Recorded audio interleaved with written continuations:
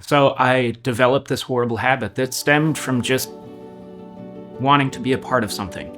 That's why I started drinking. That's why I started doing drugs. And it was because I was accepted. Kind of my rock bottom was I had taken my wedding ring to a pawn shop. I had gotten to a point where the alcohol and heroin had turned to fentanyl and hand sanitizer.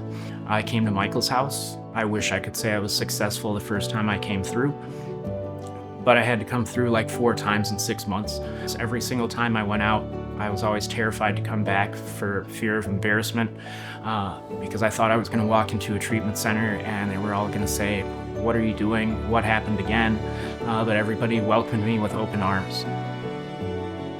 I think that at Michael's house, we create an environment of safety and healing through radical acceptance. Addiction doesn't choose a walk of life, it chooses everyone. And I think that's what really creates a safe space here, is that there's an acceptance and an understanding that it's about what's happened on the inside and not on the outside. That creates a space for everyone to be able to get the foundation they need here. There's a lot of suffering going along. There's a lot of masking underlying conditions, co-occurring disorders, things that are driving, the addiction, driving the use. And so once we can stop the use, then we can move on to treating underlying trauma. People are not in a good place. They're not feeling well. They're sick. They have a lot that's happening that you have to have the utmost kindness. You have to have the utmost, sympathy, empathy, and understanding of the difficult process of, getting sober, getting well. We know that a lot of times trauma is at the root. It's what dams up all the emotions. And our goal is to try and get that moving within the individual so that they can break free and move with that. And we do it with safety, communication, trustworthiness, building a frame,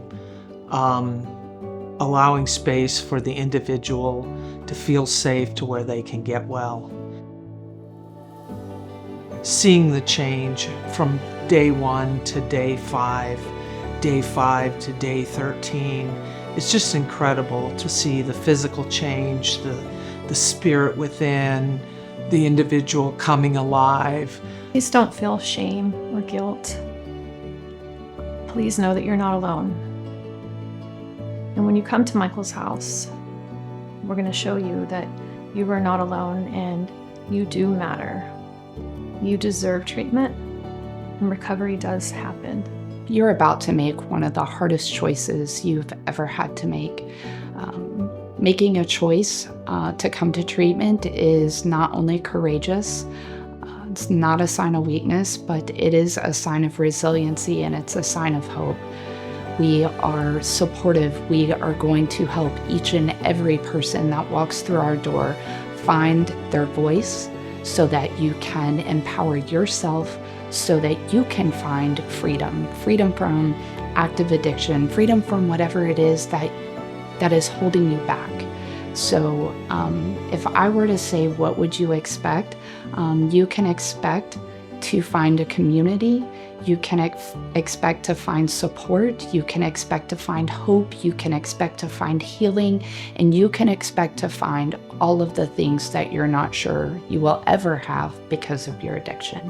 Michael's house is community. Serenity. Safe.